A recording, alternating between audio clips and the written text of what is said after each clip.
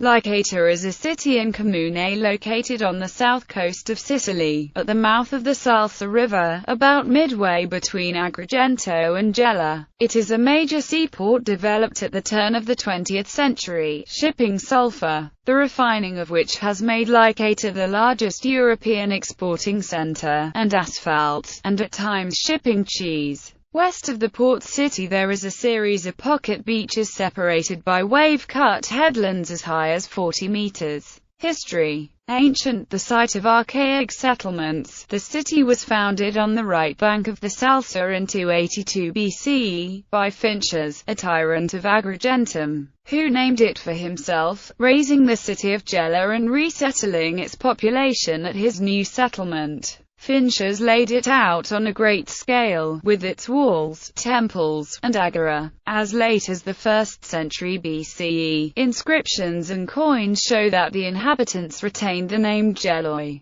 The setting took advantage of a small natural harbor, about 80 meters across, which corresponds to a natural depression along the coast that is now infilled with construction. The site was protected by the headland now named Monte San Michele, at nearby Cape Hecnomus. In 256 BCE the Romans won a major battle in the First Punic War. Finches, however, never rose to a degree of importance at all to be compared to that of Gela. It is mentioned in the First Punic War as affording shelter to a Roman fleet, which was, however, attacked in the roadstead by that of the Carthaginians, and many of the ships sunk.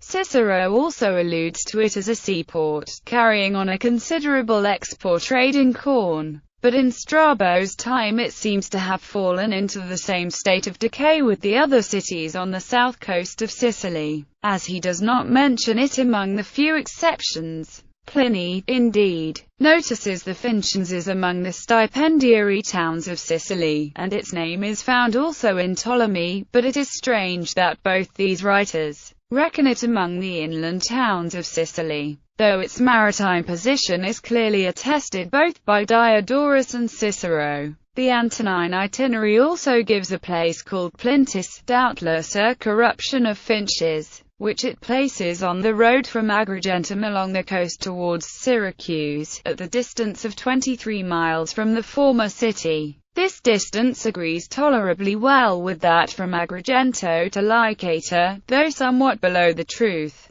There is indeed no doubt, from existing remains on the hill immediately above Licata, that the site was occupied in ancient times, and, though these have been regarded by local antiquarians as the ruins of ancient Gela, there is little doubt of the correctness of the opinion advanced by Claverius, that city is to be placed on the site of then called Terra Nova since renamed to its ancient form, Gela, and the vestiges which remain at Licata are those of Finches. Middle and Modern Ages. The historical center of the town, near the coastal castle of Olympiados, dates from the period of Byzantine domination. In 827 the Arabs conquered Licata, and their rule lasted for more than 2 centuries, ending when the town was captured by the Normans on July 25, 1086. During the Norman Hohenstaufen age the town flourished and was awarded the title of citademanial.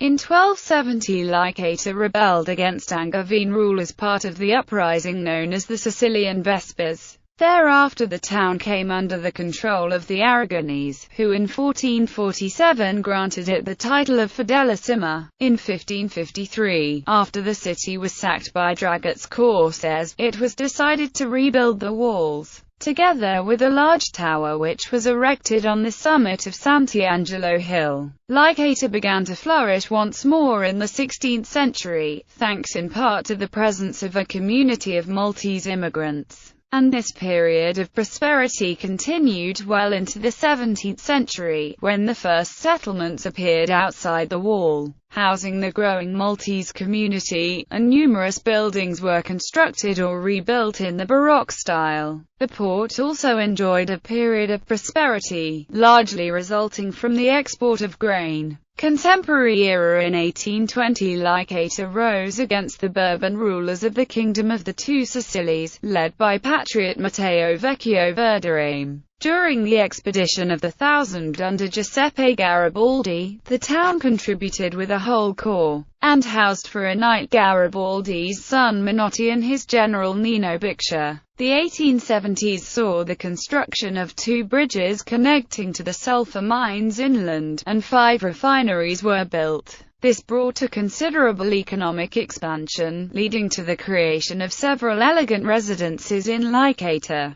Licata served as an Allied landing, Operation Husky Point, during the 1943 World War II invasion of Sicily. War damage and the decline in competitiveness in the sulfur industry caused economic decline, forcing many people to emigrate to northern Italy or abroad. As a town occupied by the Allies, it served as a model for John Hersey's novel A Bell for Adano. Licata has however maintained its artistic importance, and tourism has begun to flourish again in recent times. Nevertheless, the economy is heavily reliant on the fishing industry. The Museo Civico displays many archaeological finds, notably material from burial grounds dating from prehistoric times to the 3rd century BC. Main sites: archaeological remains of the ancient Greek city, at Monte Sant'Angelo. The 17th century Castel Sant'Angelo is located nearby. The necropolis of Monte Petrella, the Grangeler, and hydraulic work of pre-Hellenistic times. Phrygian of Phaleride, a Greek fortress. The lighthouse, which is the 3rd tallest in Italy. Church of Santa Maria la Nova, built in the 15th century, but largely renovated in following times. It houses the Black Christ's Chapel, the Carmine, including a church and a convent, rebuilt in the 18th century under design by Giovanni Biagio Amico. Palazzo di Città, a noteworthy example of Sicilian Liberty style, designed by Ernesto Basile. Sister cities: Cestis, France; Rheinheim, Germany.